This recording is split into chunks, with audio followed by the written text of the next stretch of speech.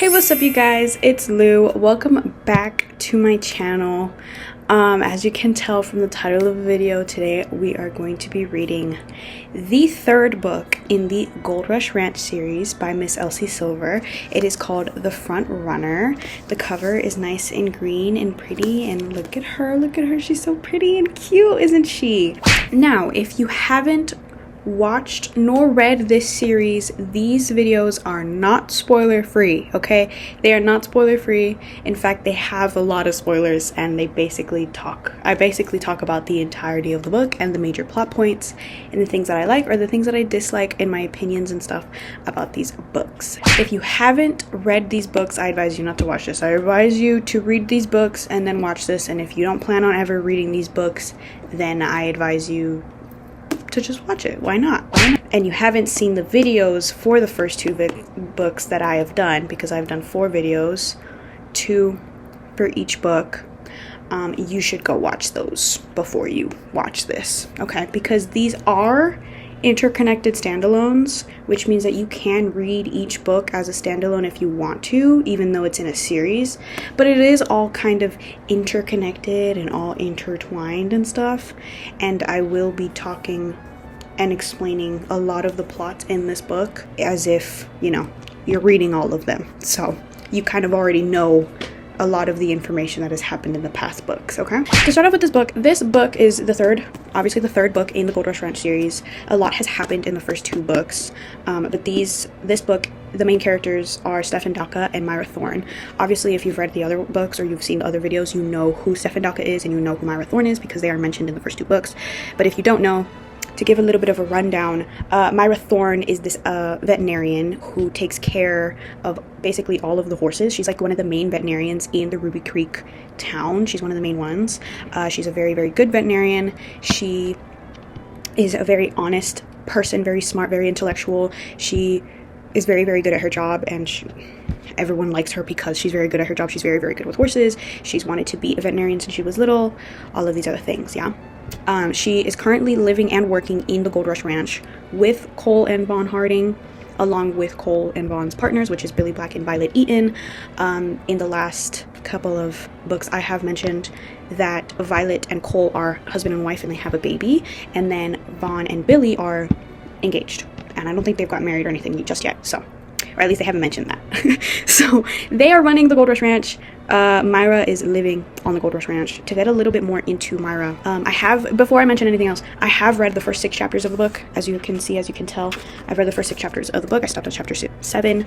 I only know a little bit, okay? I don't know a lot. I mean, I do know a lot, but I don't know that much because I'm not that much into the book just yet.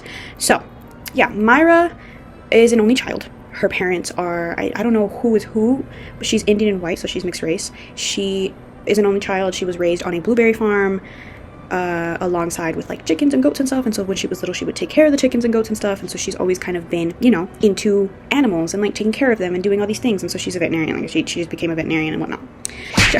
She's best friends with Violet and Billy. They kind of adopted her in after a situation with Billy's horse Dee Dee happened. He got very, very sick, and they called Myra to come and help, and she did, and after that they kind of just started including her into the little group that is the Gold Rush Ranch owners and runners and partners and yeah, whatever. And so yeah, they are basically best friends. They all get along very, very much, and the person that they don't get along with is Stefan Daka. And Stefan Daka is this mysterious rich dude who bought a ranch and started a racehorse company out of the blue, out of nowhere. He came out of nowhere. He came a couple of years prior. I don't actually know how many years ago he came to Ruby Creek and landed in Ruby Creek and is now living in Ruby Creek, but he's living there. He has his own ranch. It's called Cascade Acres.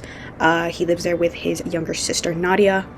He came from a European country called Romania, so he's Romanian, or at least he was raised there. He has an accent. He is this tall, blonde, green-eyed dude. He's not super like a muscly, big, bulky dude like Cole, but he does have muscle on him, obviously. He is very mysterious. He's not as mysterious with Myra, and we'll get into that in a second, but to everyone else, he's very mysterious. Everyone doesn't really like him, though, because everyone thinks he's shady and he's weird and he's kind of like this evil dude, right? Because he owns a race company that is like the biggest competitors to the Gold Rush Ranch race company, yeah?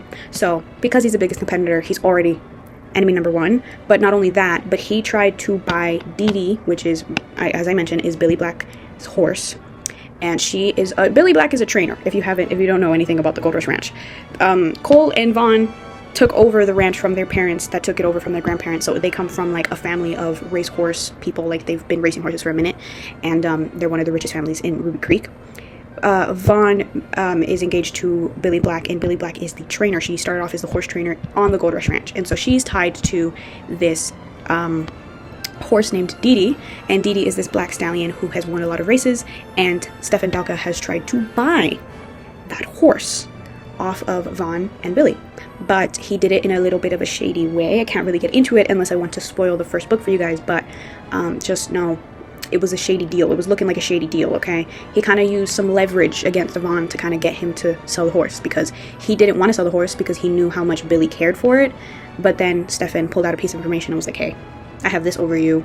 You could have this information and you can just give me the horse type shit. So they were having a little bit of a shady deal. Long story short, it didn't happen. It didn't happen, but it caused a drift between Vaughn and Billy. So that's how he made enemies of Vaughn and Billy, because now every time they think of Stefan Dalka, they think of how they almost broke up in their relationship and this other shit, right? And now how he made villains, or he made not the best first impression with Violet Eaton and Cole Harding is because, so Cole is the older brother to Vaughn. He runs a gold mining company, and Violet is his now wife and his baby mama. She is a jockey, so she rides the horses, yeah? And so one time she was in a race, and there's this dude that at the time was being employed by Stefan Dalka. Now, when I was reading these books, I didn't know that he was being employed by Stefan Dalka. But the dude's name is Patrick. What's his name? Some Patrick. His name is Patrick. His name is Patrick Castle. So Patrick Castle was in this race next to Violet, and he was already talking some shit. So Patrick had an incident with Dee Dee, because before Violet was the jockey for Dee Dee, because she rides Dee Dee. She's one of the main jockeys for the Gold Rush Ranch. So before Violet was the jockey for Dee Dee, Patrick Castle was the Violet for Dee Dee. He was being employed by the Gold Rush Ranch at first, in the first book. Now, what happened at the beginning in the first book was Patrick Castle rode Dee Dee for one race, and he went against orders from the trainer, which is Billy. And she didn't like the fact that he went against her orders, because he did some stupid shit with the horse, right? And I can't tell you because spoilers, but basically he pulled some shit during a race. And so they fired him, and then he ended up being employed by Stefan Dalka. And with this race, alongside Violet, he was already talking some shit. So this happens in the second book. And so he was talking some shit, and he was being a real creep about it with Violet and stuff, because he's like this big, not up and coming, but like this big jockey that everyone loves and cares because he's super talented, whatever the fuck, right? But he's shady and he's creepy and he's yuck. He's yuck. Okay, he's yuck. And so he said some shit to Violet, and then he ended up causing a collision. Like he bumped into Violet and Dee Dee, which is, you know, the horse, with his own horse, and they knocked him down, and it caused Violet to fracture her leg and be out for an entire season. So that's how he made enemies. So Patrick Castle is actually enemy number one, but because he was being employed by Stefan Dalka at the time, Stefan Dalka also became enemy number one. So that's kind of how Cole, because Cole doesn't like Stefan. Violet doesn't really mind. Like she's a very caring and loving person. She's very, very sweet. So she's forgiving.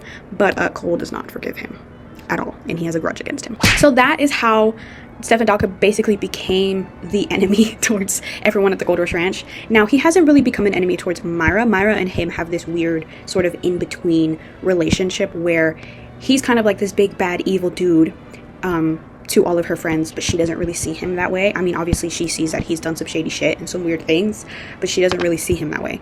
So they're a little bit friendly, but they're not super friendly, so they have this kind of weird dynamic between each other. And so before I get into the main plot of the book, I will show you everything that I do before I read the book. So this is my little bookmark. I chose the Slytherin bookmark given the fact that everything is green. Yes, very pretty. Oh shit, very pretty. Whatever. Yeah, cool. Can't really see the back. Whatever. Before I start a new book, this is the rundown that I do. So the main colors for the characters today. This is Stefan Dalka. He is a murky sort of green color. And then we have a royal green sort of color, dark green kind of color for Miss Myra Thorne. And then obviously random side characters, and then important side characters, okay? These are the colors that I use to underline any sort of dialogue or any sort of things that I need to in the book. Obviously, I have my erasable pen that I use to annotate and underline any other thing that I need to. Now, to get into the book plot, the first couple chapters are in the past. So the first couple chapters, maybe like the first 2 chapters, are sort of in a time jump where it is past the season. So it is the end of the season, and the season ends, I think, in the fall or something, and then over the winter they have a break or whatnot. But it is the end of the season. Dalka just lost, or he got second place to the Gold Rush Ranch. The Gold Rush Ranch won a race, and that's where it kind of starts off. That's the setting. They're at the racetrack, one of the main racetracks in Ruby Creek, or outside of Ruby Creek, or wherever the hell they are. But yeah, they're at the racetrack. He just got second place. Violet won. The Gold Rush Ranch won. And he tries to go up to them and congratulate them. Yeah, he goes and tries to congratulate them, because he's trying to be the bigger person and go and say hi. So he goes over and he's trying to say congratulations, he's trying to say hi and whatnot, and Billy is like #1 hater for Stefan Dalka, comes up and is like, why are you here? Why are you here? Go away, yada yada yada. They all start looking at him weird, they all start looking at him funny, obviously they don't like each other, whatever. And then Myra kind of pulls him and is like, hey, I need to talk to you, let's go, maybe it's best for you to leave. And so she ends up pulling him aside, and they go into the stables on the side of the track.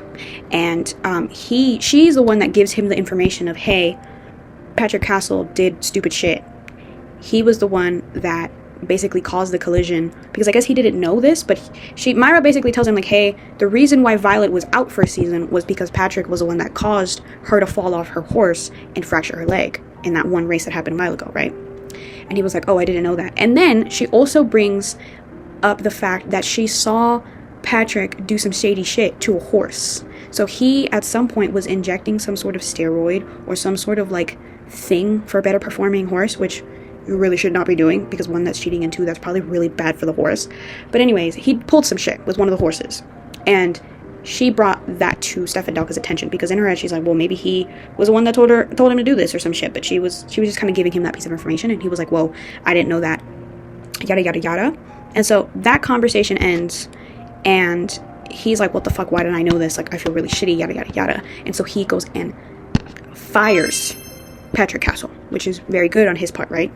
We're gonna go back. We're retracting to the second book, because in the second book it is mentioned that he had fired Stefan had fired Patrick Castle, but we didn't really know why. And he also did go up to everyone and say sorry, especially to Violet. He went up to Violet and said sorry for the whole, hey, I'm sorry, the person that I was employing caused you harm and stuff like that.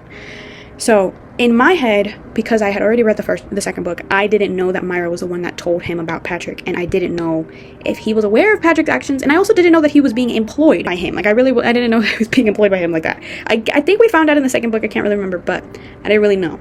Anyways, that is one of the first pieces of information that gets brought up in the first chapter. To get more into it, his relationship with Myra, in his point of view, is a very interesting relationship. They have a very interesting friendship relationship thing, whatever the hell is going on there, because he loves him, so Myra Thorne. He is very attracted to her, and not only physically but also mentally, and like the way that she carries herself and all those things, and her mentality on stuff and whatnot. And so he is very much attracted to her, and he's very much infatuated with her. He's not necessarily in love with her just yet, but I'm thinking that he's gonna get there pretty soon, you know what I'm saying? But he's very much attracted to her and infatuated with her, and he is not afraid to tell her that. So at some point they have a conversation, and that conversation ends with, hey, can I take you out on a date? And it's in a very joking, kind of flirty manner, but it ends up becoming an ongoing joke between him and Myra, because Myra's response was kind of like, no, you'll probably fall for me, whatever. No, can't do that. In a very sly, flirty, smirky kind of way. And so that ends up becoming like a thing that I need to mention now, because it comes up later, but it just becomes in like an ongoing joke and whatnot. Okay, just know that it becomes an ongoing joke. Now, something I should mention is that we did not know much about Patrick, because we got to know Myra a little bit more in the first 2 books, but we didn't really get to know Stefan at all.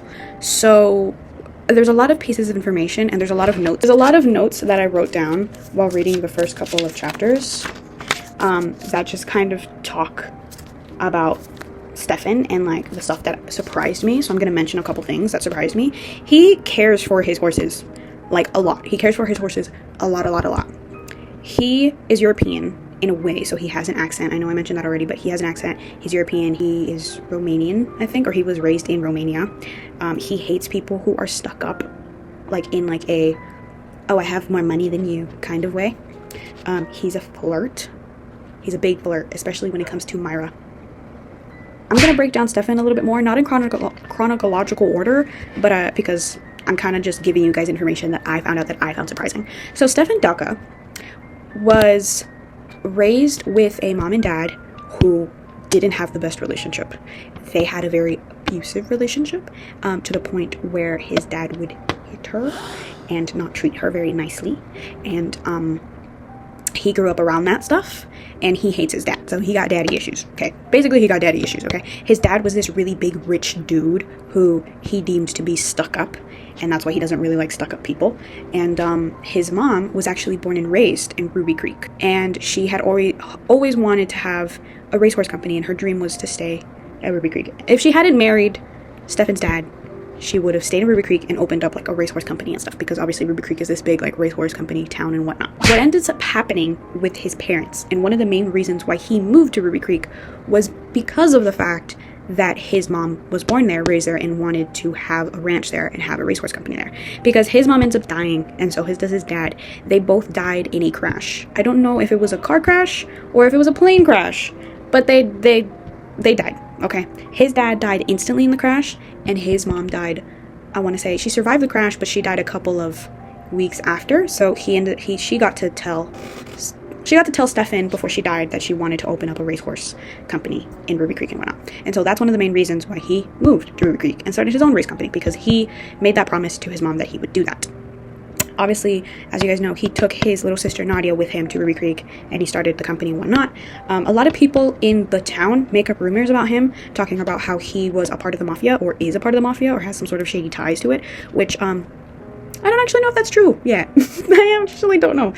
But we do know that he is a very morally gray character. He doesn't really care what people think about him. He's very self-confident. He's very self-assured. He wears suits all the time. He's very he doesn't go into the very accustomed like jeans, cowboys, t-shirts type of thing. Like, he's very much himself, and he wears suits and all this other stuff, and that's just the type of person that he is. And Myra kind of likes that about him. She is very attracted to him. She's actually quite attracted to him, and she is actually a little like kind of beating herself up over the fact that she finds him attractive, because all of her friends hate him. So it's like, why do I find him attractive if everyone hates him and everyone tells me that he's not a good person or whatever the fuck, right? But she sees a different side to him, obviously. And to get into that, the second chapter, the third chapter, it skips over to the beginning of the season, or winter, basically. It is past winter, it's the spring, I think. We get into the fact that they have been breeding horses all winter. All winter, they have been breeding horses, not only at the Gold Rush Ranch, but also at Cascade Acres. They have been breeding horses, and it starts off with Myra explaining on how she's really tired about the fact that she had been waking up very often to go and check on pregnant horses, and she just hasn't gotten a lot of sleep. Now, one thing to mention is that they bred Didi for the first time. So they bred him with this lady horse, and they had a baby horse, but the lady horse didn't survive giving birth to the baby horse, but the baby horse did survive. And so if you don't know anything about horses, which I didn't know shit about horses until I was reading this, but the baby horse cannot survive without the lady horse, without the mom horse. So the whole plot, or this whole side of things, is they're trying to find Didi's baby a mom so that he can survive and live and end up becoming one of these bigger stallions, whatever, right? One thing that happens is Myra is taking care of this pregnant horse that they have on the Gold Rush Ranch. She's trying to make sure that she gives birth and whatnot, and it goes smoothly and it goes well. But while she's making sure that, and she's checking on this horse, it's like maybe 3 to 4 in the morning, she gets a call from Stefan, and he's like, hey, I have a pregnant horse, who is giving birth, and it's not looking too good. You need to come down and check, please. And so she goes down to the Cascade Acres, which I think is not that far. I think it's only like a couple miles away from the Gold Rush Ranch. She goes down to Cascade Acres trying to see if this baby horse with this baby mom is going to survive. And long story short, the baby horse did not survive. The baby horse is dead. And so he has a pregnant mare, or not a pregnant mare, but a freshly given birth mare, a mama horse. And back in Gold Rush Ranch, they have a baby horse who needs a mama. This whole moment where he has a dead foal or a dead baby horse, he's kind of going through it. Like, when Myra shows up, he's like sitting in the stable with the baby horse in his hands, like trying to make sure it's breathing, but it's not breathing. And he has blood covered all over him, and he's kind of having, not necessarily a panic attack, but he's kind of having like an existential crisis over this, because he cares a lot about his horses and a lot about his animals. And it sucks to see a baby horse die, you know what I mean? Moment. And Myra kind of sees that, and it kind of humanizes him to her a little more, because obviously she still has it in her head that he's not a very good person, but then he also cares about his horses a lot and seems to be a very genuine, nice person when it comes to his horses. And he ends up going out, because I think at this point it's raining outside. He ends up going out to go bury this dead baby horse. While he's going out and burying this dead baby horse, they have a bit of a moment where Myra goes out and helps him and is like, I'm so sorry, whatever, I tried my best, like, you did amazing, like, don't think this is your fault because you did great trying to help this baby horse. Don't think it's your fault, basically. Now it cuts to another chapter where she kind of brings up the fact that a mama horse on his ranch to Billy Black and Violet Eaton. So she goes to Violet and she goes to Billy and she says, hey, Stefan had a baby horse die on his ranch and he has a baby mama horse and we have a baby horse and our baby horse really needs a mama horse in order to survive. Do you think we can talk to him and be like, hey, is there a way that we can set something up where the baby horse gets attached to the baby mama horse and hopefully, you know, survives and stuff, and we could raise the baby horse and stuff like that, make sure he's good, make sure he survives, because he needs baby mama horse milk and stuff like that to survive, so he can get all his nutritions and all his vitamins and stuff like that, right? You know, a baby needs its mom. And she brings that up to Billy, and she basically explains to them that it's a good idea, and that if they really want Dee Dee's firstborn to survive, they should really consider teaming up with Stefan. Billy ends up saying yes, and Myra goes over, not with the baby horse, but she goes over just to see, like, hey, can we make a deal?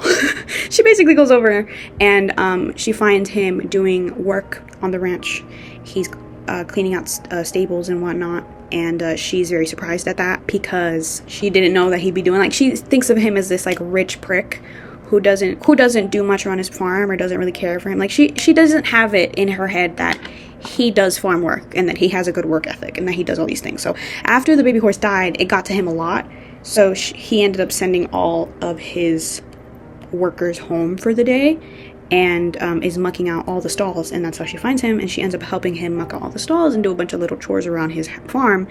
And then he finally looks at her and is like, hey, what do you want? Like, what do you want? What do you need? Like, why are you here? Why are you helping me? This type of thing. I thought you hated me, type shit. She finally comes clean and is like, hey, I need your help. I need your baby mama horse to help my baby horse, because if not, my baby horse might die. He's like, well, what's in it for me? He's like, well, if I help you with your baby horse, what's in it for me? Like, what do I get? You know, because you guys get the horse, but what do I get, literally? She's like, well, we can pay you, we can do all this stuff, and we could try making a deal with you. I don't know. Well, what do you want? And he's like, no, I have 2 conditions for this that I will agree, but I have 2 conditions.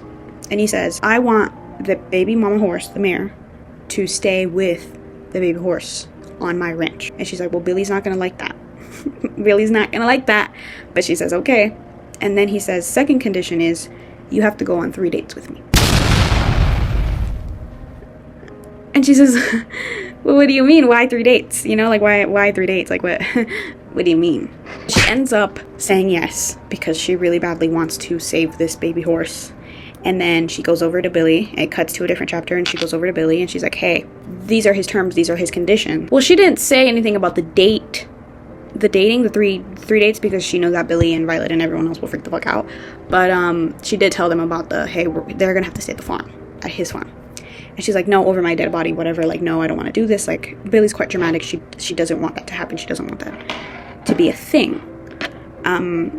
Especially keep her baby horse, like, on his ranch. Like, she doesn't want that to happen. And she's like, well, you're gonna have to let it, because it's either over your dead body or the baby's horse dead body. So we're gonna have to agree to his terms, you know what I mean, in order to save this baby horse. And so she eventually agrees to having them stay at the farm, and she ends up bringing him over. She brings the baby horse over to Cascade Acres, and there she meets Nadia, or we both meet Nadia. She knocks on the door. She's like, hey, I'm looking for Stefan Delka. And Nadia's the one that kind of comes up and says hi, and she's very, like, caught off guard and she's kind of a little stuck up. She's definitely younger than Stefan, that's for sure. But she kind of just looks over and is like, what's going on here? What is this? Who are you? And they both have this moment of, who are you? Well, who are you? Type of thing. And Myra explains, like, hey, I'm Myra Thorne, I'm the veterinarian, I'm looking for Stefan, yada, yada, yada. And then Stefan ends up coming out and says, Nadia, go back inside. What are you doing? You could have called me, yada, yada, yada. And then he explains that that's her sister and stuff. That's his sister. And she's like, oh, okay, thank God. Because in Myra's head, she's like, well, who the fuck is this? Why the fuck does she live with him, type of thing. But they're siblings, whatever. Anyways, afterwards, they're walking to the stable.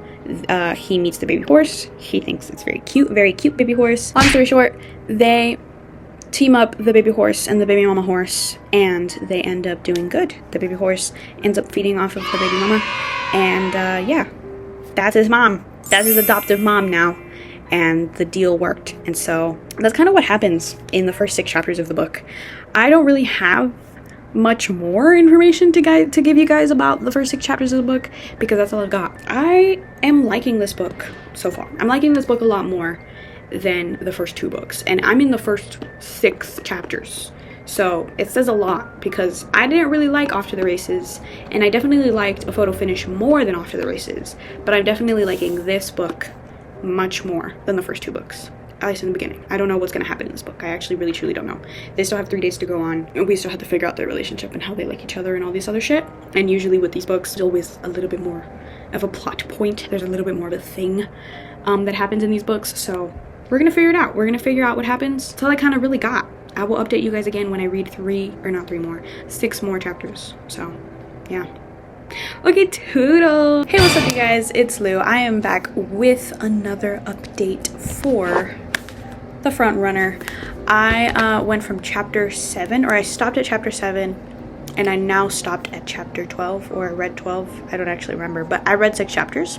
A lot has happened. A lot of things have happened. So let's get into it, okay? So chapter 7 is in Myra's point of view, and it kind of starts off with her feeling a little, how do you say, confused about how she perceives Stefan. He has showed her a different side to him, and it's confuzzling her, it's confusing her, it is convincing her that maybe he isn't the bad guy, you know what I mean?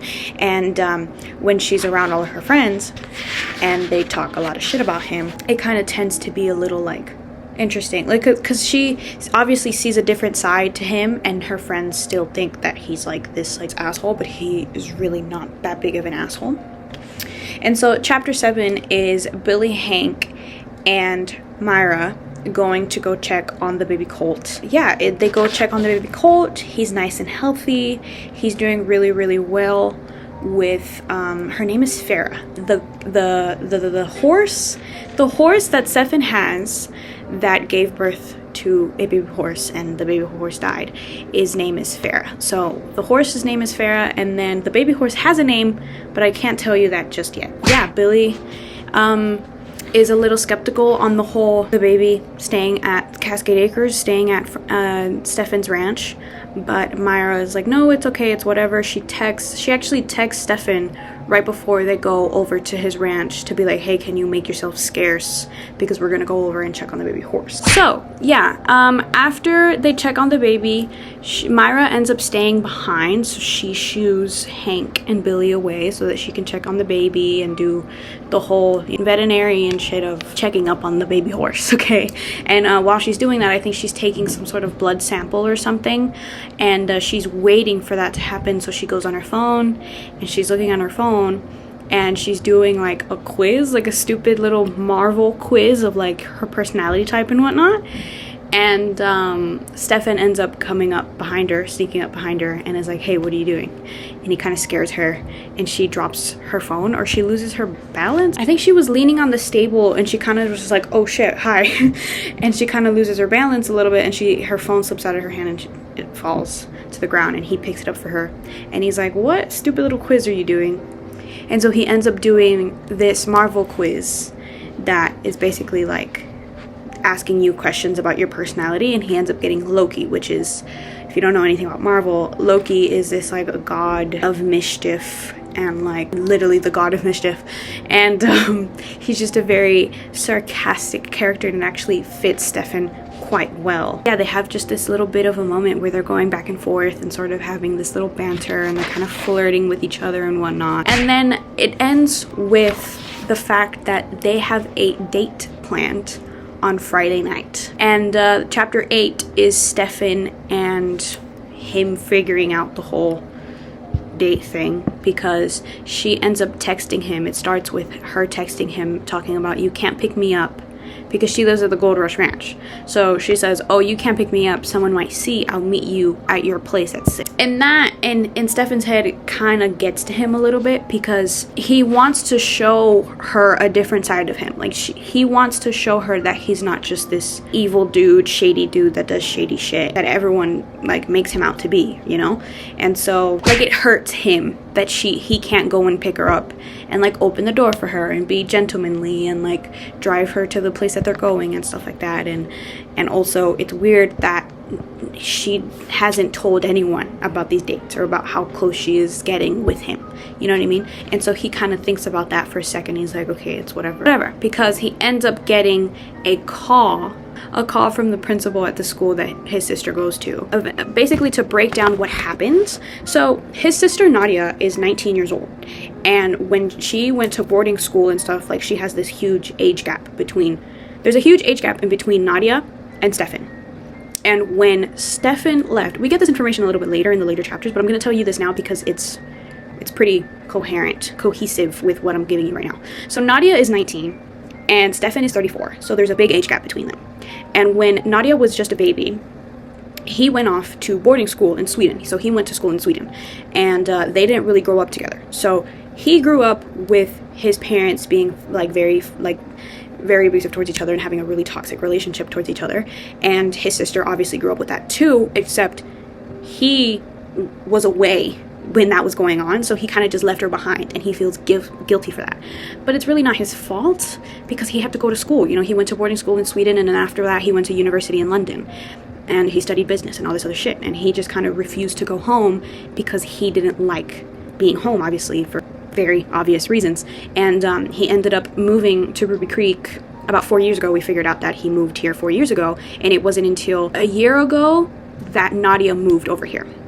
And so something that happened, I think, was when she was moving over here, some sort of school qualifications or something happened where she didn't have all of the credits to finish high school. So she's a 19-year-old in high school, in her last year of high school, trying to just get through all of the credits and all that stuff so that she can get like a diploma. So he gets a call from this high school, and she's like, oh, we had an issue down here with Nadia, right? And he's like, originally he's like, what the hell's going on? What the hell's happening, right? Yeah, so there's an issue. And I'm not going to tell you that issue until, just give me a second, because we don't figure this out immediately after he gets the call. We don't get like the whole scene where he goes to the school and he figures out what the hell's going on. It cuts to Myra knocking on the door and him opening it and being like, oh, hey, change of plans for our date. We're not going to go out to dinner anymore. I'm going to cook you food here at my house, because I would feel like a shitty older brother leaving my sister alone after she had a rough day at school. So Myra was like, okay, cool, whatever, we can just stay here, whatever. At some point, she's like sitting on the counter while he's cooking, just watching him cook and like basically eyeing him down and all this other shit. But yeah, she eventually asks like, oh, hey, what's wrong with your sister? Because his sister's just sitting on the couch with her little headphones on, just like listening to music or watching something. And he says she had an issue at school. And let me read to you what he says to her. Myra asks, is she okay? He says no, but she will be. She's tough. People see that strength and try to tear her down. I think some people, men in particular, thrive off that. She's young now and has me to make them regret the type of behavior, but in a few years she won't need my help at all. She reminds me a bit of you. Myra says, may I ask what happened? He's clearly a little agitated about it. He says, I received a call from Principal Cooper asking me to come down to the school. There were issues all last year, and this year is nothing new. She's 19 now, but the transition to living in Canada hasn't been an easy one, not to mention what our family has been through the last few years. He says, she failed a few classes last year. She's retaking them, and it seems to me that she's got a target on her back. Apparently, the principal saw her and felt her skirt was too short, so in a hallway full of peers, he made the girl who already has been singled out as the one who failed last year kneel on the floor to prove the skirt didn't meet their dress code by 1 inch. Okay, so he's a dick. Got it. Myra says, excuse me? Did you flatten him? He says, in his internal monologue, I wish I did. But then he says, I'll admit I went nuclear. I don't know how I'll send her back, or even if it's even my place to. She's smart, too smart, but she's also proud, and this was a real blow to her pride. And Myra says, no shit, Stefan, you can't send her back to that school. There are other options, and she won't be missing out on experiences at being at school at this point in her life. Whatever you do, don't let her see that patriarchal assholes behaving poorly don't face consequences. And then the chapter ends, and it cuts to chapter 9, and it's Myra, and she's still there. He's still cooking or whatever, and or he's already cooking. I think what happened was they opened a bottle of wine, they started talking, and then afterwards he started cooking, and now this is her like watching him cook and whatever. And Nadia comes up to her while she's sitting on the counter with her little glass of wine, and she says, Nadia goes up to her and says, gross. Myra says, what? She said, men suck, be careful. Myra says, some do, they aren't all that bad. Principal Cooper sounds like a real piece of shit though. She says, on that we can agree, total pig. Have you considered finishing what you need to finish online? It's easily done now. I did that in university with a couple of classes. Nadia says, really? She said, Myra says, definitely, grab your laptop, let's look it up while he finishes cooking. Myra, something that I've noticed is Myra shows her love and her care and her interest through acts of service. Like, she does this a lot. And so anyways, it basically her and Nadia kind of bonding over the whole like figuring out like her school stuff, and they bond over that. And yeah, Nadia talks about how she's really good at math and science, but she's bad at language arts and language-based classes, even though she's fluent in French and Romanian, and English is her third language, and that surprises Myra, whatever. And yeah, they end up sitting down eating dinner, and Myra reveals to Stefan that her parents own a blueberry farm, and Nadia asks if she can go over and pick some blueberries. She says of course, and then she's obviously had a lot of wine, so she asks Nadia, she's like, hey, do you have your driver's license? And Nadia says yes, of course. She says, hey, would you be willing to drive me home and then pick me up tomorrow morning? And Nadia says sure. So she ends up driving her home, but before she drove her home, they had a little bit of a moment at the door where he like puts her coat on her, and she's a little drunk, she's a little tipsy, and she's just kind of looking at him, and they just have this little chemistry moment. And she ends up kind of like, oh, okay, no, this can't happen type of thing, like I shouldn't be this close to you type of thing. And so she backs away, and she goes and ends up going to the kitchen, and she gets something from the kitchen, but we don't know what it is until she gets in the car with Nadia, and she pulls out a fucking carton of eggs, and she says, hey, let's go egg the Principal Cooper's house. And so they go and egg Principal Cooper's house. And then I think at some point she goes and checks on the baby horse again, because she's checking on him every day. And she bumps into Stefan, and he's like, hey, or she can tell like that he's going somewhere. And she's like, oh, hey, where are you going? Why do you look so dressed up? And she says, oh, I have to go to court because someone egged the principal's car yesterday night, and I'm going down for questioning. And she's like, oh, what an interesting story. I didn't know that happened. What? And she's like pretending like she didn't know what happened. And then the conversation ends with him talking about how she owes him a carton of eggs. Something to mention is the baby horse, his name is Loki. He named it Loki after he got Loki in the questionnaire, personality questions, whatever the fuck. The baby horse is named Loki. Chapter 10 opens up with him noticing something's wrong with Loki, the baby horse. He goes and checks on him in the stable late at night, I think right before bed. He wants to go check on Loki, and he realizes that he doesn't look the best. He looks a little down, he looks a little sleepy, maybe a little nauseous, he looks a bit sick. And so he calls Miss Myra Thorne, and he immediately realizes that she's in a loud place, and she's like, hey, what's up? And he says, there's something wrong with Loki, you should come and check. And so she goes over and she pulls up, and she's in like jeans, a nice top, she's in some cowboy boots, and she comes scurrying on with all of her stuff, and she comes and checks on Loki. And he's like, hold on, where were you? What were you doing? She says, oh, I was out in a girls' night, yada, yada, yada, whatever. And then she checks on Loki. She realizes that he has diarrhea, he's dehydrated, and she hooks him up to an IV. And while they're waiting for the fluids to go into his body and all that stuff, he keeps talking about how she was out. She's like, oh, you had a girls' date, whatever. Myra was like, oh, what did you think, that I was on a date or something? She was like, yeah, well, maybe. Do you date other people? She's like, no, not really. He kind of makes this joke of like, oh, really, are we not exclusive? He's like, well, have you dated other people? She's like, well, and he's like, well, I don't really date other people. Like, I don't really date. And she says, well, do you just go without? You go without? And he says, well, no. Obviously, everyone has their needs, but I don't date in this town, that's for sure. Like, if he's gonna hook up with someone, he's gonna hook up with them in the city. So that's basically what it tells her. He's basically, long story short, he doesn't date in the town, and he doesn't really date in general. She's the only person that he's dated. And she doesn't really date either because she never has time.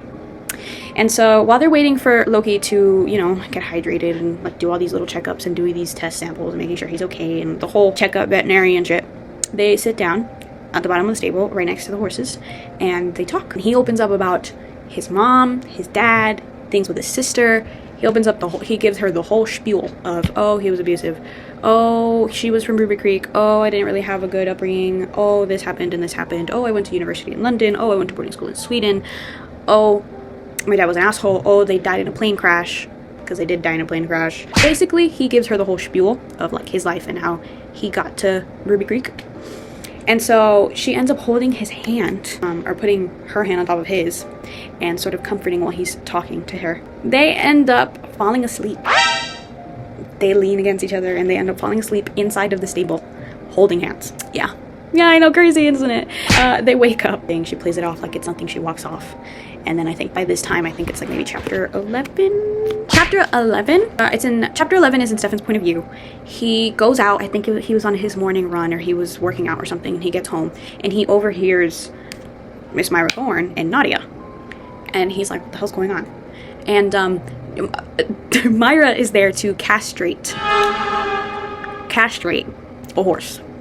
She's neutering a horse, basically. And she's showing Nadia how to do it. How it's just like a little pinch, twist, and snip. Yeah. She's showing Nadia, and he walks over, and he's like, what the hell's going on here? Like, what are they doing? Because he overhears them doing that. And then, yeah, he walks over, he's like, hey, what are you guys doing? What's happening right here? Let me just read to you what happens. Stefan takes notice that they're doing something. Nadia says, that's it, just like an incision. Yank it out and then snip. Myra says, yep, that's it. Huh. So the next time those pencil pricks have something shitty to say to you, you can tell them in detail how you'll castrate them. What the? He says in his internal monologue.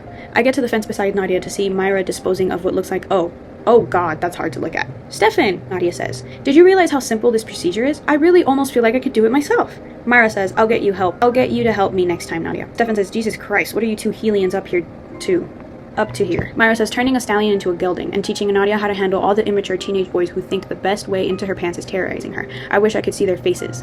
Stefan says, what happened now? He turns to his sister. She says, don't worry about it. I don't need to deal with them anymore after tomorrow. He says, why is that? She says, because tomorrow I'm cleaning my locker out and getting my distance learning packages. The next day I'm starting a new job. His internal monologue is, Jesus, what poor sucker hired Nadia? He asks, that's great. What's the job? I'm Myra's new assistant at the clinic. So Myra has been everyone has been pushing Myra to get an assistant or get someone to help her at the clinic. She's the only one working at the Gold Rush Ranch clinic right now. And so she ends up hiring Nadia as her assistant because she's good in math and science. And she can obviously just teach her and be like, hey, you can do this and this. And so while she's doing her school away from public school, she's going to be working as the assistant. And they end up talking about like, oh, I wonder how Billy and the rest of the people at the Gold Rush Ranch are going to react to Stefan Dalka's little sister working as the assistant at the clinic. After figuring out that Nadia is going to be Myra's new assistant at the clinic, it cuts to a conversation in between Stefan and Myra.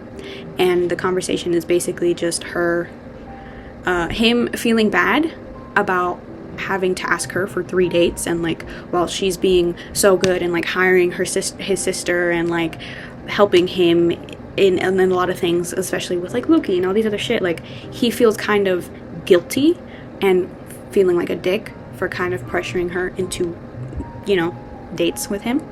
And so he tries to end that deal with her. He says that he's completely okay with Loki still staying at the farm and that he'll help with Loki and everything like that. He's grown an attachment with him and stuff, and he doesn't mind helping him anymore, but we don't have to do the dates anymore. And she says no. She says no. She's like, no, it's okay. I'll go on the dates with you. And she ends up actually asking him like, hey, can you come with me to a family reunion for the next date? It's happening in 2 weeks. And because her family bugs her a lot about like, hey, you don't have a boyfriend and you haven't settled down and you haven't had babies yet, you haven't got married and you're like fucking 27 and you don't have any, like, you don't have kids or anything. And so her parents or her family in general are kind of just pressuring her. And so when she got word of the family reunion, she thought, well, I can use this as one of the dates with Stefan. So just bring a date, you know, and don't come up with just no one again and have to deal with everyone criticizing her and stuff. So she ends up inviting him to a family reunion. And he, obviously being so down bad for her, says yes. And yeah, that happens. And then yeah, that's kind of all that really happens.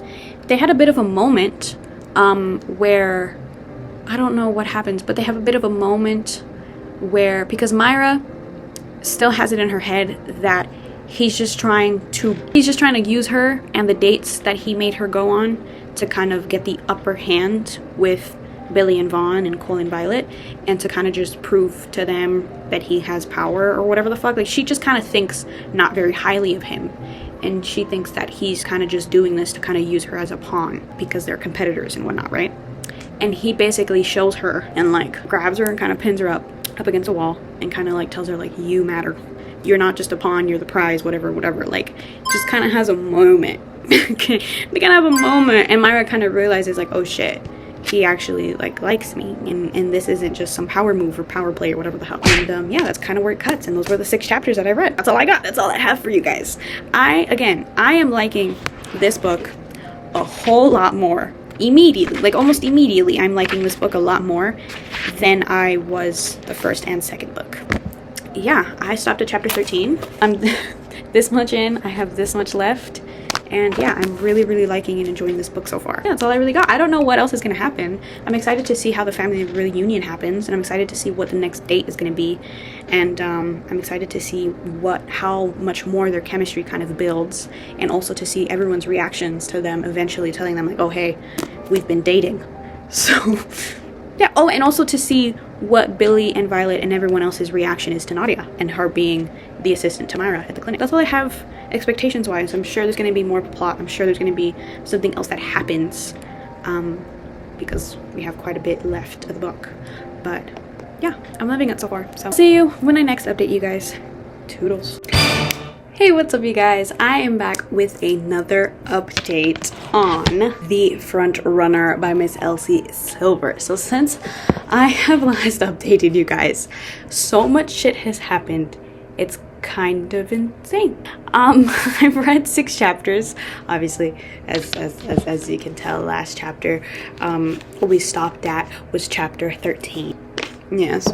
Now stopped at chapter 20. Yes, 20. I stopped at chapter 20. Now excuse my crazy hair and looks right now. We're here for the book update, don't care for this, okay? Chapter 13 starts off with, it's in Stefan's point of view, and it starts off with him being at the track doing test runs for the upcoming season, because obviously we're in the off season. What mainly happens in this is that he walks into the barn and he overhears a conversation with Miss Myra Thorne and Mr. Patrick Castle. He hears a conversation. Let me just read to you the conversation. Patrick says, "You'd look a lot prettier if you smiled more, you know." And Myra says, I'll smile when you show me what you're hiding in your pocket." And that's what Stefan overhears as soon as he walks into the barn. He was immediately annoyed when he heard Patrick's voice and what he said. And then when he heard Myra, he was like, what the fuck? And so he immediately walked over and started like listening into the conversation. And the way it's kind of set up is, this is the stables, right? These are the stables. There's stable here, horses, whatever. In the middle, there's like a little walkway, right? And then it's Myra, and then it's Patrick, and he's facing his back is facing the entrance, and she's facing the entrance. And so in comes Stefan, and he's like leans against the wall right here. Myra immediately sees him, but Patrick doesn't know he's there. So he's like that, and this is how the conversation continues. He walks in, Stefan says, "I think Dr. Thorne looks especially lovely when she's frowning." Patrick says, "Stefan, how lovely to see you." And he's obviously like annoyed, right? And so he says, "Did you find your misplaced work ethic, Patrick, putting in some extra hours? Not sure I've ever seen you here on an off day." Because Patrick is never there for like test racing. He's only there for race days. He's never there for like testing and whatnot. He's always just off the track. Patrick says, "Fuck you, Dalka, you fired me. Remember that the work I do now is none of your business." Myra says, "As a person in charge of these horses' health and well-being, you are trying to enter their stalls is my business." Because what's happening right now is Patrick is clearly hiding something in his pocket, and Myra peeped that and was like, "Why the fuck are you in the stable when no one else is supposed to be in the stable except for me or like the people who own the fucking horses," right? And like he's not supposed to be in there, and also he's clearly hiding something and he's being fucking suspicious. And obviously we've seen him inject something into the horses in the past, so it's just like, what the fuck are you doing? What the fuck are you doing in here? And Myra immediately peeped out and was like, it's my business. And Patrick says, "I was doing no such thing, just taking a shortcut through the barn." And Myra says, "You were," like in a very like You were. Okay. Patrick says, okay, Myra, then get your search warrant. No one is going to believe that little country bumpkin with the worst case of resting bitch face. And then Stefan interrupts him and grabs him by his, like, the collar of his shirt, I think. No, the back of his neck. He grabbed the back of his neck like that. And he's like, let's come over here. Says, that's Dr. Thorne, and it's time for you to leave now. Says, a gentleman like you wouldn't leave without apologizing to Dr. Thorne, would he? And he makes Patrick apologize to him, to Myra. And then he leaves and he gets the hell out of there. Myra says he's up to something, and Stefan says no doubt, but he's not wrong. Short of holding him down and frisking him, it would be hard to prove. Myra says thanks for running interference. Stefan says of course. And Myra says yeah. He says only smile when you want to, and then he walks away. A little cutesy little moment right there, but also what the fuck, okay? The fuck. Now they had a bit of a moment the last time I updated you guys. I don't know if I told you guys, but they had a bit of a moment where Myra was basically like, hey, I don't believe this. Like, I think you're just using me as a pawn type of thing. And he, like, basically, like, proved to her that he wasn't a pawn and that he wasn't using her as a pawn. And so since that little revelation, Myra has basically been avoiding him. And he's basically like, well, I don't want her to avoid me. And so she comes into the farm, obviously, every week or every day to come in and check on Loki, the little horse that she saved. And so he basically sits and waits for her in the stall. Just sits there and waits for 2 hours, waiting for her to show up because she was avoiding him. When she gets there, he says hi. She says hi. Are you waiting for me? He says yes. There's no point in lying. You've been avoiding me. She says ha. I wonder why. He says, am I so bad? She says, no, Stefan, you're not. I'm the one who's bad. Lying to my friends about the deal we made, sneaking away to spend time with you. Do you know how shitty that makes me feel? I already couldn't win the situation, and then you had to go and say what you said and threw me in an even bigger wrench into my dilemma. He says, dilemma? That means you're torn by something. Myra says, ugh, now I have to deal with you openly wanting to be with me too. He says, such language, Dr. Thorne. And she says, oh, lucky me, Mr. Cool, Calm and Collected is here to lecture me about how he never swears. I swear.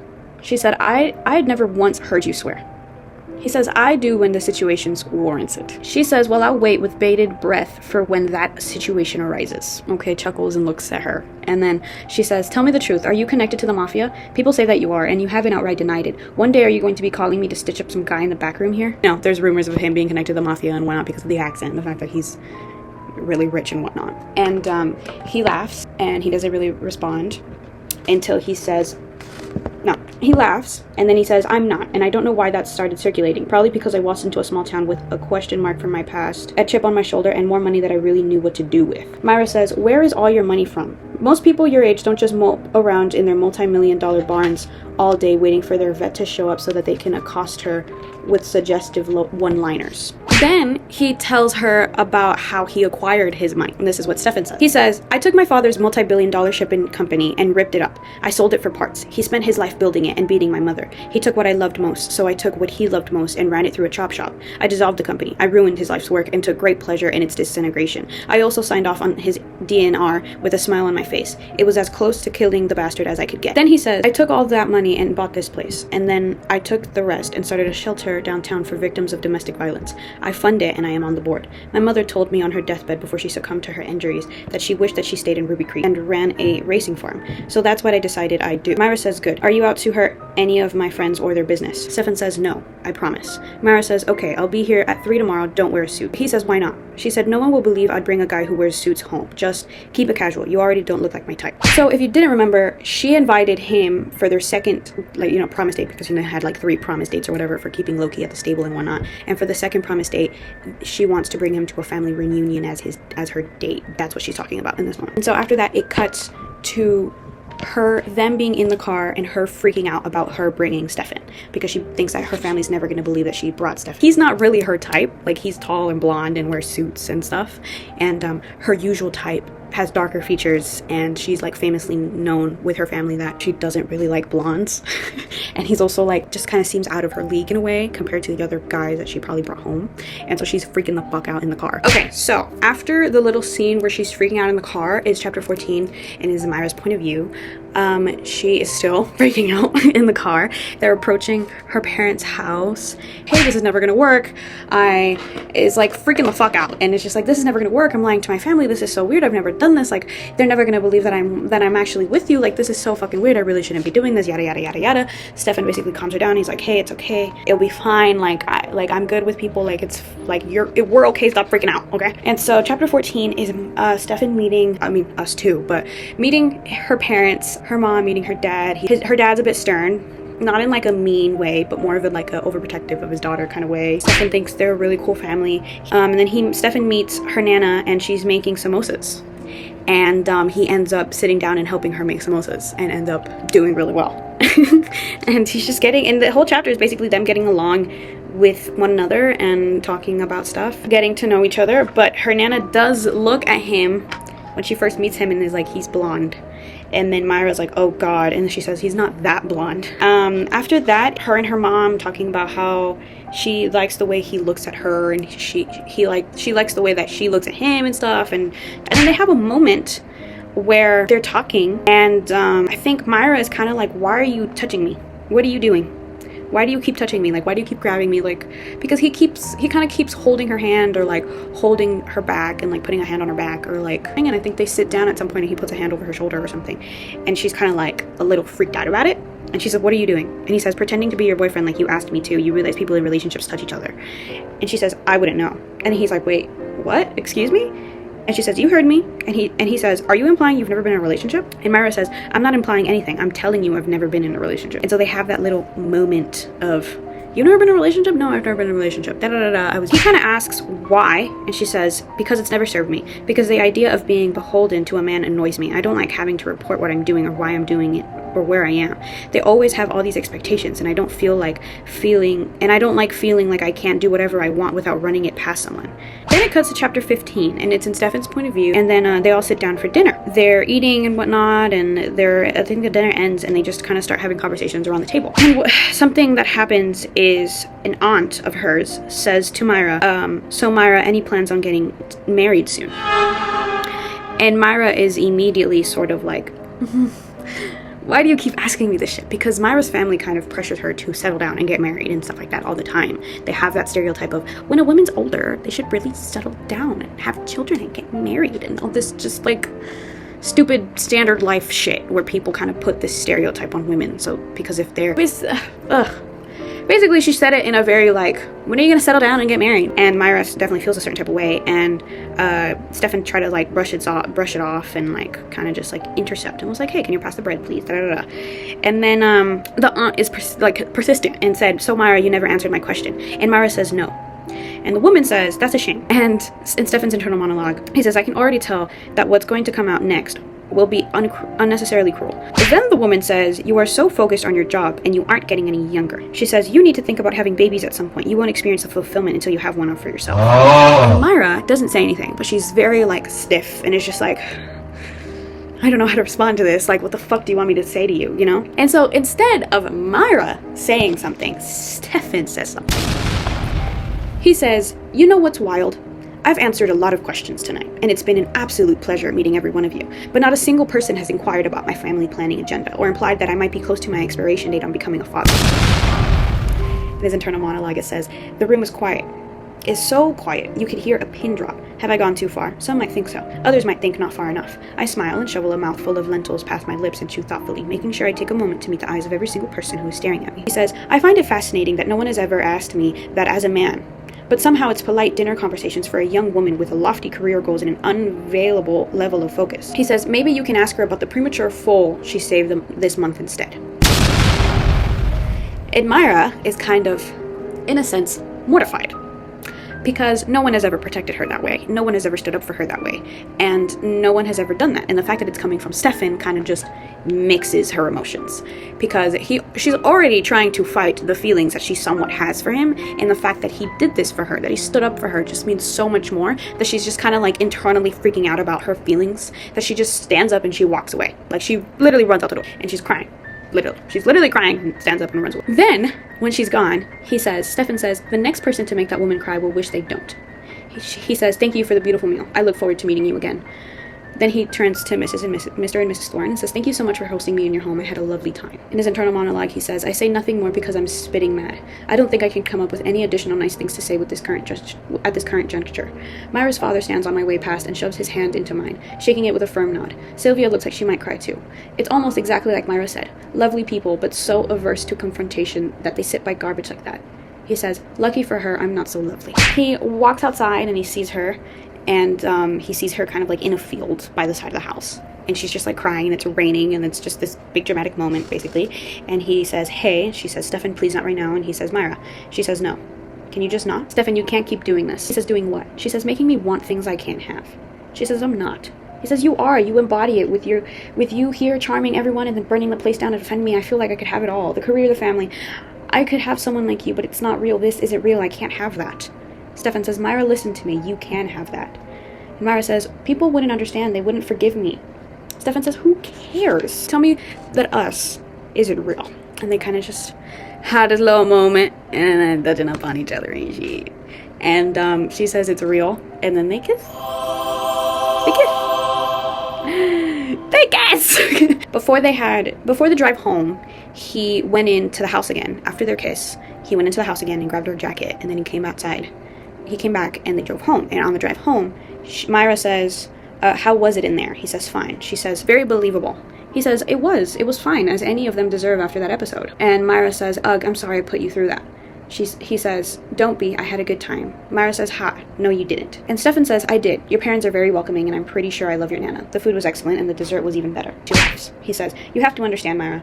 The house I was raised in wasn't filled with laughter. I didn't grow up having family gatherings. There weren't relatives who cared about my life, where my life was going. And yours overbearing? Yep. Out of line? Absolutely. But they all care about you. If they didn't, they wouldn't say anything. I know because that's what I got." Myra says, "I'm sorry, my family problems must feel very trivial to you." He says, Definitely not. Anyone who thinks they can speak that way to you in front of me is in for a rude awakening." Then he says, "I know my mom loved me. She used to sneak into my room in the dead of night and wake me up to talk with her, partly because that's when he'd be drunk enough to not notice, or too asleep to care. It was also because under the covers of darkness, I couldn't see the bruises on her body." Stefan continues to say, It always felt special time. It always felt like a special time for us, a time when I could tell her anything while we huddled beneath my duvet. I felt safe with her on those nights. I felt like there was no secrets between us on those nights. It was in those moments that she could be the mom I always wanted her to be." Myra says, "That's a beautiful and terribly sad memory all at once." He says it was, until she ruined it. Myra says, "How did she do that?" And Stefan says, "He mostly ignored Nadia and me. There were moments when I remember thinking he was kind to us, as kind as someone like him can be. But one day he turned on me. It had been the day it all came out. I don't remember when it started, but I remember the last time it had ever happened. My mother threw herself in front of me while I ran out to the barn and hid at the bottom of my horse's stall with my eyes squeezed shut. But not before he broke my nose. And when he found me cowered there, he promised to sell my horse. The stable hands marched the only thing that was truly mine onto a trailer that very day, and he was gone. The next day I packed a bag and started school in Switzerland. I was 13. Myra says, "I didn't even know you had a horse." He says, "He was mostly a pet, but he was also mine. He was my best friend, my heart horse, my reprieve from my life. I could spend all day out in the field with that horse, pretending I was anyone in the world, a knight, a traveler. The options were endless so long as I didn't have to be a boy stuck in a violent home. On the bad nights, I curled up and slept on the floor in his stall in the small barn we had. When Constantine, his dad, sold him to teach me a lesson. The only lesson I learned was that when a heart breaks, the pain never stops." Then he continues to say, "She met him when she was young and vulnerable, naive and traveling for the experience of it. He was wealthy and alluring, and I imagine he put a good show to lure her in. He excelled at manufacturing the perfect facade. She married him quickly. It was a whirlwind romance. She told me in her last hours he seemed wonderful until she signed the wedding contract. She told me she was already pregnant with me when she met him." He says he needed a pretty young wife for appearance sakes, and she needed someone to take care of her. Pregnant out of wedlock, uneducated, and from a small town on the other side of the world. She did what she needed to do, I suppose, but it backfired when he found out I wasn't really his. He says, and she didn't tell me any of this until she was on her deathbed, hooked up to wires and machines. That actually part of the reason why I came back. Myra says, "What is?" He says, "She told me she wished she'd never left this small town, that she should have stayed and trained racehorses. I don't know. She wasn't making much sense at the end. It was whispers and broken sentences. Maybe I'm on a wild goose chase. But just before she died, she told me my biological father used to be the bartender in Ruby Creek." And if you didn't know, Hank used to be the bartender at Ruby Creek before he became a race trainer, or a horse race trainer at the Gold Rush Ranch. He used to be a bartender. And Myra knows that. So I'm pretty sure, or she put that two and two together, because the next chapter is her freaking out about the fact that she knows that she basically has the inkling that Hank is his biological father because they look alike. Now that she is like looking at Hank and thinking of Stefan, she sees it. There's a moment where she's freaking out about it and thinking about it in the barn, or not in the barn, in the clinic. So chapter 17 is her in the clinic, and she's with Nadia, and Nadia is actually talking to this dude Griff. And so Griffin is actually, I'm pretty sure, friends with Stefan Dalka. I'm pretty sure Stefan bought his ranch, Cascade Acres, from this guy named Griffin. And Griffin has been telling him and showing him all of the information, all of the knowledge that he needs for, you know, to run a ranch and to run a racehorse ranch. And I'm guessing this is the same dude. And Nadia and Griffin came in for some fucking reason. And they have they basically have a bad first impression. Nadia doesn't like Griffin. She thinks he's a dick. And she thinks that he doesn't have manners at all because Griff is very, like, actually know what that was. He just didn't really respond to her and was just kind of not talking to her and just kind of being rude in a way, or just not necessarily rude, he's just quiet. And he's very secluded. He like lives in a cabin in the woods, and he's a mountain man. He's a recluse. Myra sees that happen, and then she continues to think about the fact that Hank and Stefan kind of look like each other, and the fact that Nadia has brown eyes and Stefan has green eyes, and the fact that Hank also has green eyes and stuff like that. Anyway, she makes an excuse and she leaves the clinic and she goes over to Cascade Acres.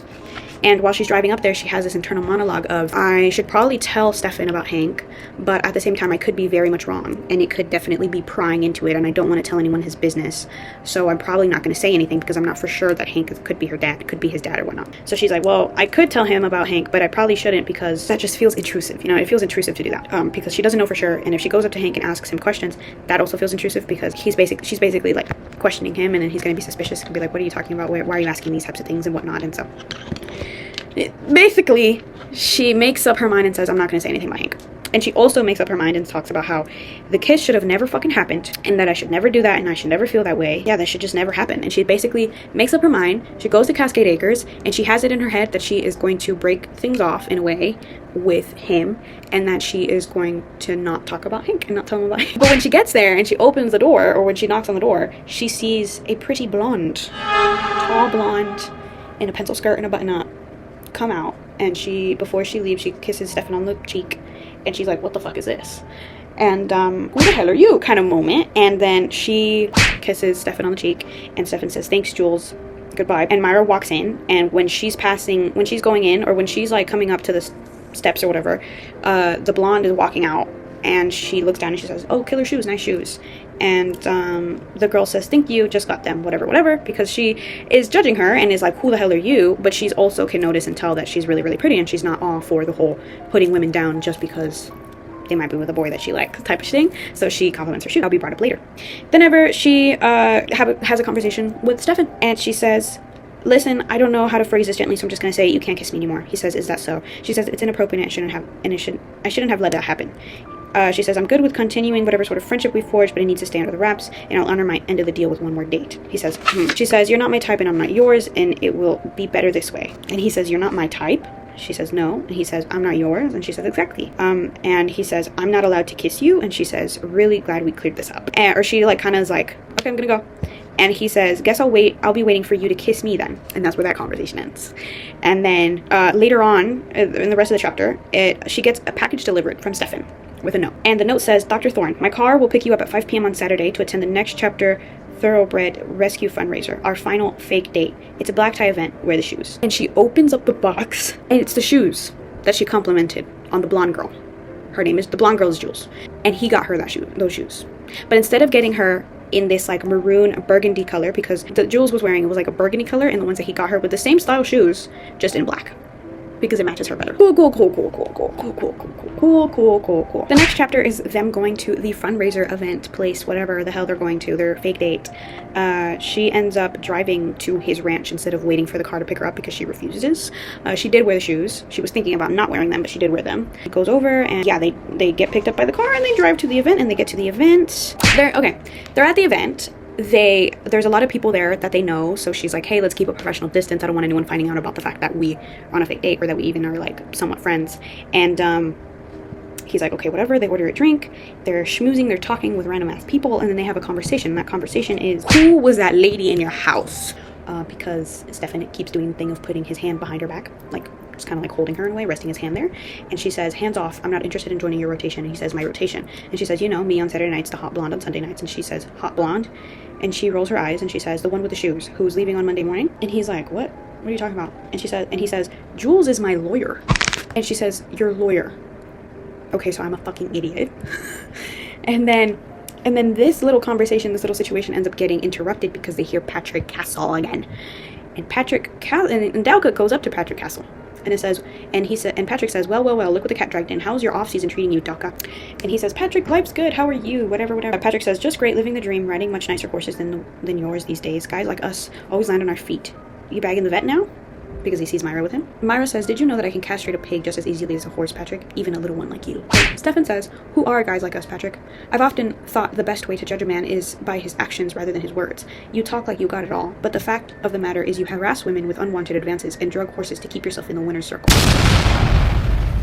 And at this point, Stefan is making a scene in front of people because they're in a crowd and people obviously are hearing him. And Patrick says, get a grip, Daka. And Stefan says, you're a disease, Patrick, a blight, and I've got all the documentation to prove it.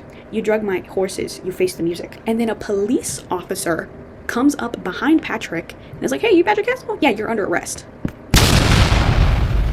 The reason why Stefan was talking to Jules, his lawyer, was because he was gaining information and running tests on his own horses to see if Patrick had drugged them. And he did. He drugged the horses that he was racing under Stefan Dowka with performance drugs. Steroids, basically. And Stefan basically made and built up documents in a file that says, hey, this is all the shitty things he's ever done, and gave it to the police and had him arrested. And he tells Myra that. And Myra was like, so I was right. She says, why didn't you include me? Why didn't you get me to run the test on your horses? You know, I'm a vet, I can do that. And she says, I didn't want that to be connected with you. Like, I didn't want that possibility of us being wrong, or because you're too close to Patrick. Like, you have something against him, so people could have easily been like, oh, well, she has this against me, so she's framing me or whatever. And he was like, well, I don't want you to be involved in that, you know? And I don't want you to get into trouble or anything. They have another moment, and they kiss.